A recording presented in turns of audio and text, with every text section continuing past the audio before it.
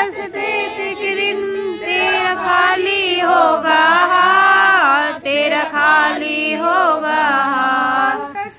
मेरे एक भजन चलेगा गाना, एक भजन चलेगा साथ, गुरु की प्यारी शिव गुरु की प्यारी। तुम्हें याद आएगी, तुम्हें याद आएगी, ना सोना काम आएगा ना चांदी आएगी, ना सोना काम आएगा ना चांदी आएगी। सज धज के जिस दिन मौत की शहजादी आएगी, शहजादी आएगी, ना सोना काम आएगा ना चांदी आएगी। जब हम लोग को मौत होता है और हम लोग जब जाएंगे तो क्या मतलब एक शहजादी ही होता है। मतलब एक शादी के टाइम में डोली पे जब हम आते हैं, एक मरने के टाइम में वो पूरा कफन में बांध करके जो विदाई होता है वो भी शहजादी है। तो बोलते हैं ना कि जिस असली शहजादी के जिस दिन मौत की शहजादी आएगी, ना सोना काम आएगा ना चांदी आएगी। सोना चांदी इतना हम लोग बना के घर में रखते हैं, ये पहनेंगे वो पहनेंगे, लेकिन कोई जीवन का भरोसा नहीं है। तो एक सब खाली के खाली यही रह जाता है, सब रखे होता है। छोटा सा तू कितने बड़े अरमान है तेरे, मिट्टी का तू सोने का सामान है तेरे। हम लोग कितने छोटे हैं, कितने से छोटे हैं, हमारे अरमान कितने बड़े हैं कि अरे ये बनवा ले वो बनवा ले, ये साड़ी खरीद ले ये साड़ी खरीद ले। हमारा मन भरता ही नहीं है। हमारा जब तक हम जिंदा रहेंगे हमारा मन नहीं भरता है। इतने अरमान बड़े हैं, हमारे बेटा हो जाए, बहू हो जाए, नाती हो जाए, तब मैं मरूं।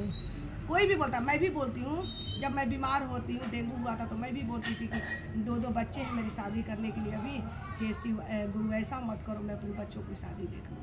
तो हमारी अरमान कितने बड़े हैं, बहुत अरमान बड़े हैं हमारे।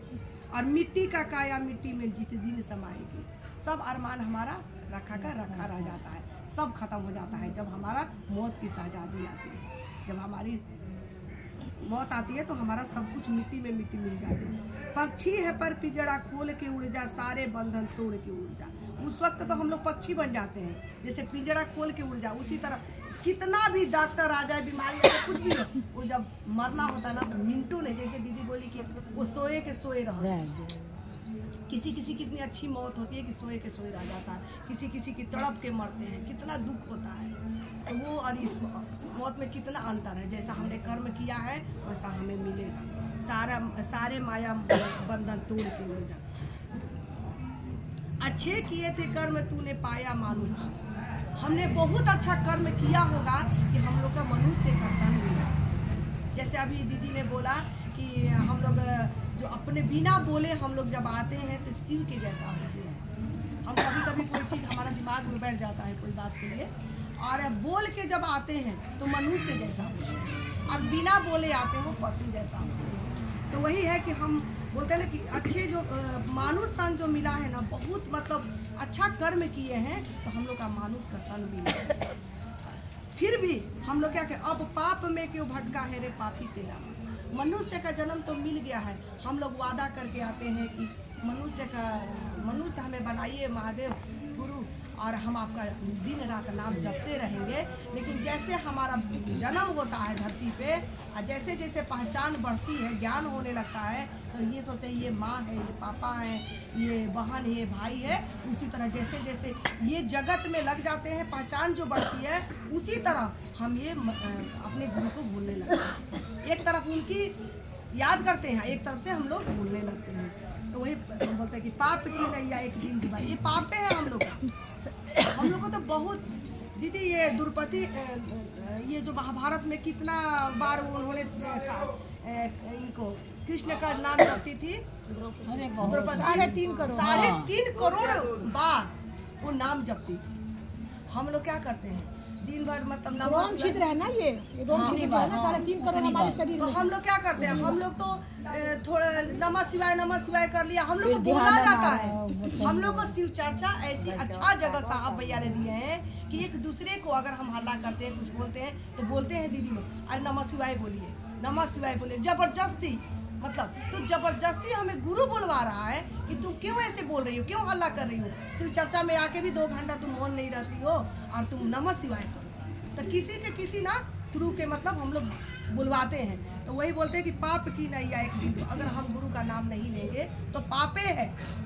हम गुरु का या शिव चर्चा में बैठे हम लोग कितना कुछ सीख गए हैं कि हमें अच्छा बोलना चाहिए किसी के प्रति, किसी से जलन नहीं हो, और जलन भी करते हैं तो अंदर में ये डर है कि हमारे अंदर गुरु बैठे हैं। अगर हम किसी से जलन कर लेंगे तो हमारे गुरु हमें माफ़ नहीं करेंगे, कुछ ना कुछ सज़ा मिलती है। और मुझे मिली है, मुझे सज़ा मिली है, यह मुझे अनुभव हुआ है, मुझे सज़ा बहुत बार मिली है। अभी भी मैं जो बीमार पड़ती हूँ हो सकता है कुछ ना कुछ गलती मैंने किया है, कुछ पूर्व जन्म का कुछ कर्म होता है, कुछ गलती किया है, तभी गुरु थोड़ी कुछ करते हैं।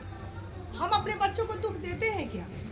कितना भी हमारे बच्चे गलती कर देते हैं लेकिन हम अपने बच्चों को कष्ट नहीं देते हैं, फिर हम माफ़ कर देते हैं। उसी तरह हमारा गुरु का हम लोग बच्चे हैं और हम कितना भी गलती करें हमारा गुरु माफ़ कर देते हैं। जो हमारे लेखा जोखा जो बैंक में बैलेंस है, हमारा जो हमारा पैसा रुपया जो बैंक में बैलेंस जमा करते हैं तो हम सोचते हैं कि उसका सूद मिल रहा है, लेकिन ये जो बैंक बैलेंस है जो नमः शिवाय का वो लोग हम लोग जमा करते हैं, इसका सूद जो मिलेगा वो जीवन 84 लाख योनि से हम लोग मतलब भटक के आए हैं। तो सोचो जब जब हम जन्म लेंगे तब तब हमारा गुरु मिलेंगे और कितना कल्याण होगा। और इसका जो सूद मिलेगा गुरु का हमारा नमः शिवाय का, कितना बड़ा कल्याण।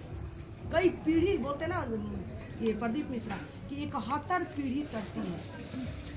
जो शिव को मानता है, जो शिव को मानता है भगवान को, उसको 71 पीढ़ी तरती है। और जो शिव को गुरु बनाया है, सोचो वही शिव को हम भगवान भी मान रहे हैं और वही शिव को हम गुरु भी बनाए हैं। तो हमें तो दोनों मिल गए, हमें तो दोनों मिल गए ना।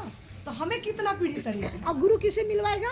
भगवान से। भगवान से, शिव से मिला, गुरु शिव ही शिव से मिलाएंगे। शिव कितना अच्छा है। हमें मंदिर में जाते हैं तो भगवान मिलते हैं, गुरु वही मंदिर वाला भगवान से मिलाएंगे गुरु। और गुरु मिलवाएंगे। हमें कुछ गलती हो जाएगी तो माफी नहीं मिलती है। अगर देखिए भगवान समय है ना, 10 मिनट भगवान से मिलने के लिए 7 सीढ़ियाँ पार करनी पड़ती है। भगवान से मिलने के लिए 7 सीढ़ियाँ। आप जाओगे मंदिर में पूजा करोगे, पंडित से बोलोगे कि मुझे बड़ा कष्ट है, ये करना है, वो इतनी गहराई में आपको धक्का दे देंगे ना, ये पूजा कराओ, वो पूजा कराओ। आप ऐसे गिर जाओगे ना खाड़ी में कि फिर वो सीधा होगा ही नहीं। और पैसा लगेगा अलग से। और वही चीज सब कुछ किनारा करके आप एक बार नमः शिवाय का आप जाप कीजिए और गुरु के लिए सामने रोइए, गुरु से बोलिए जो करना है आप गुरु के लिए बोलिए। साहब भैया भी बोले हैं कि गुरु से बोलिए, क्यों नहीं सुनेंगे? गुरु सुनते हैं, हमारा भी सुनते हैं। कितना करोड़ समाया हुआ है मंत्र नमः शिवाय में? 7 करोड़। 7 करोड़ से भी ऊपर उनका जो मंत्र है समाया हुआ है। समाया हुआ है। तो सोचिए हमारा नमः शिवाय में कितनी शक्ति है और वो हम लोग नहीं समझ पाते। अगर समझ पाते तो हमारे गुरु के लिए इतनी दीदी नहीं आती और भी आती, ये पूरा भर जाता। ललक जो होती है ना, वो ललक कभी किसी में नहीं है। हम लोग तो बोलते हैं, जगाते हैं, लेकिन अंदर से भाव देना है ना। अब हमें पता चला कि जो मंदिर में हम भगवान को पूजा कर रहे हैं, पूजा करना बेकार नहीं है, पूजा कीजिए, पूजा करना भी जरूरी है, लेकिन पूरी जानकारी के साथ। अब हम गुरु बनाए, हमारे गुरु बोलते हैं तू पूजा तो करने जा रही है लेकिन पूरी जानकारी के साथ पूजा कर। मंदिर में जाते हैं तो पहले हम देखते हैं कि हमारे शिवलिंग पे कितना गंध मची हुई है, उसको पहले साफ करते हैं। हम पूजा करें ना करें, लेकिन जो मंदिर में आप सफाई कर दिया आपका पूजा हो गया। हम भोग क्यों लगाते हैं? हम मीठी बाणी नहीं बोल पाते। हम भोग तो लगा देते हैं दोनों टाइम, हमें याद होती है कि अरे भोग नहीं लगाया मंदिर में, हम भी बोलते हैं। लेकिन अब जाके समझ आया, कहाँ पर समझ आया? शिव चर्चा में। किसी ने नहीं बताया। हमारा 48 साल उम्र हो गया, लेकिन आज तक हमें किसी ने मंच पे, झूठ नहीं बोलूँगी, ना हमारे माँ बाप ने बताया, ना हमारे घर में किसी ने बताया कि भोग लगाने का महत्व क्या है। भोग तो लगाते हैं, क्या भोग लगाने से हमारे गुरु बोलते हैं कि हमें तो तुम भोग लगा दिया, हमारी मीठा मुँह तो तुमने कर दिया, लेकिन क्या तुम्हारी बाड़ी मीठी है? हम तो एक चीज़ बोलते हैं कोई तो दूसरा हम बोलने के लिए, लड़ने के लिए तैयार हो जाते हैं। हमें कंट्रोल नहीं होता है। बोलते हैं ना हमारे अंदर शिव आए नहीं, पूरी तरह से शिव नहीं आए हैं, लेकिन अब जाके हमें लगता है अगर कोई बोलता है तो मैं अंदर अंदर सोचती हूँ, थोड़ा दुख लगता है। अभी भी पूरी तरह से हमारे शिव अंदर गुरु नहीं आए हैं, पूरा तरह से आ जाएंगे ना तो हमें दुख लगेगा ही नहीं। हमें बोलेंगे चलो कोई बात नहीं, बोल रही है तो कोई अपनी गुरु बहान ये बोले। जैसे दीदी को अभी होता है कि हमें दुख नहीं लगता है कोई बोलता, लेकिन हमें अभी इतना तो नहीं, लेकिन कंट्रोल करती हूँ, कोई बात नहीं, कोई बोल दिया 10 गाने हमारी गुरु बहान है, कोई बात नहीं। तो भोग क्यों लगाते? अभी आप लोग को समझ आ गया कि भोग लगाने से क्या परिमार्जन होता है। भोग लगाने से भोग लगाइए, लेकिन अपनी बाड़ी को मीठा रखिए। किसी के प्रति द्वेष नहीं करना है, किसी के प्रति जलन नहीं करना है। ये चीज़ हमने आके शिव चर्चा में सीखा है। शिव चर्चा में आकर के बहुत कुछ जल क्यों चढ़ाते हैं? जोत जलाना बोलते हैं, जोत जलाना नहीं होता है, जोत जगाना होता है। हम जोत पहले हम भी बोलते थे जोत जला दे, जोत जगाना है, लेकिन जोत जगाते क्यों है? जब यहाँ नहीं जग रहा है तो क्या हमारे जोत माता रानी हमारे गुरु क्या वो लेंगे हमारे जोत जगाएंगे वहाँ मंदिर में? नहीं, यहाँ से ही नहीं जग रहा है। अब तो हम जाके ड्यूटी पूरा करते हैं कि अरे हम जोत जला दिए, ऐसे बोलते थे, जोत जला दिए, जोत जला तो शाम हो गया, जोत जला दो। लेकिन अंदर का हमारा तो जोत जगा ही नहीं, अंदर का जोत हमारा जगा नहीं किसी के प्रति। हम तो द्वेष करके घर में बैठे हुए हैं कि उससे जलन की है कि वो ऐसी है, वो ऐसी है, उसने क्यों हमें बोल दिया, उसने ऐसा क्यों कर दिया हमारे साथ। ये कलयुग है, और कलयुग में बहुत मतलब ये हम लोग नहीं कर रहे हैं, ये कलयुग करवाता है। जो भी काम होता है ये कलयुग करवा रहा है। भाई भाई को अलग करवा रहा है, बाप बेटा को अलग करवा रहा है। ये देखिए माँ बेटा को, कोई किसी पे विश्वास है। लेकिन जब हम शिव चर्चा में चलेंगे, हमने शिव को गुरु बनाया है, और गुरु बनाने से नहीं होता है। गुरु हमने बना लिया, नाम घोषणा करा लिया, और उनके लिए ललक है ही नहीं। शादी तो कर लिया पति से, लेकिन पति का फर्ज नहीं निभाया, पत्नी का फर्ज नहीं निभाया, तो शादी करने से कोई फायदा है? अरे भगा देगा घर से, वो तो भगा देगा। तो गुरु तो कुछ न कर रहे हैं, बेटा तो मेरा हो गया, तो ठीक, बेटा तो मेरा हो गया, बेटा का काम हमने माँ का फर्ज नहीं निभाया, बेटा का फर्ज नहीं, तो फायदा क्या? उसी तरह हमारा गुरु बना करके हम लोग क्या करते हैं, घर में बैठते, फिर भी हमारा गुरु माफ कर देते हैं कि कोई बात नहीं, एक दिन तो मान जाएगी, एक दिन तो मेरे को नमः शिवाय करेगी। वो भी इंतजार में रहते हैं। बोलते ना भक्त से भगवान और भगवान से भक्त होते हैं, तो वो भी इंतजार में रहते हैं कि एक दिन तो शिव चर्चा में आएगी, बस में है भगवान, भगत के बस में है भगवान। तो वो भी सोचते हैं कि एक दिन तो आएगी, एक दिन तो आएगी। तो उसी तरह मतलब टाइम हो गया क्या? 4 मिनट है, 4 मिनट। 4 मिनट। तो साधु बाबा थे, एक साधु बाबा, तो छोटा सा है। साधु बाबा क्या किए, वो ऐसे ही हमारे जैसा, वो भी शिव चर्चा माने गुरु का ज्ञान देते थे। तो उसी में बहुत सारे, तो स्कूल में जैसे बच्चे पढ़ने जाते हैं तो सारे बच्चे टॉपर थोड़ी होते हैं। जैसे हमारे शिव चर्चा में साहब भैया टॉपर है ना, साहब भैया अब मुक्ति मिलेगी साहब भैया का, क्या मिलेगा साहब भैया? मोक्ष मिल गया, साहब भैया को मोक्ष मिलेगा। तो हम लोग को भी मोक्ष मिल सकता है अगर साहब भैया बन सकते हैं हम लोग भी, लेकिन हम बनना नहीं चाहते हैं। अगर हम लोग दिन रात गुरु का नाम ले तो गुरु हमारे अंदर है, बैठे हुए हैं, और गुरु आ जाएंगे हमारे अंदर। लेकिन हम लोग तो जगत में लगे हुए हैं, हम लोग को कैसे आएंगे? साहब भैया 8 करोड़ लोग को जगा दिया। 8 करोड़ हम कितना जगह, मुश्किल से 10-20 जगाए होंगे, वो भी नहीं आ रहा है, वो भी नहीं आ रहा है। तो उसी तरह हमारा साधु बाबा थे, जगाना नहीं हुआ, जगाना नहीं हुआ, जब आके बैठ जाएगा, चलने लगेगा ना, तब जगाना हुआ। और साधु बाबा भी बैठे हुए थे ऐसे लेकर के अपने शिष्य को लेके बैठे हुए थे। तो बोले ना कि सुनो, अब तो जैसे दीदी बोलती है ना कि अब हम 1 हफ्ता 10 दिन नहीं आएंगे शादी में, आप लोग संभालना। उसी तरह साधु बाबा बोले कि देखो हमें 1 साल के लिए कि 6 महीने के लिए कहीं जाना है, तुम लोग संभालना। तो सब लोग बोले कि उससे जाने से पहले तुमको परीक्षा लूंगा, कौन पास हुआ इसमें, तभी तो तुम लोग हमारा जगह लोगे और कुछ बताओगे। अब जैसे ये दीदी बोली कि जो बोलने वाले होते हैं वो आते नहीं है। अरे जो बोलेगा वही ना सुनेगा। आप चुपचाप आके बैठ जाओगे तो कैसे? ये तो ज्ञान बांटना होता है ना। जब हमें बोलेंगे नहीं तो ज्ञान बांटना क्या होता है, कुछ पता ही नहीं चलेगा।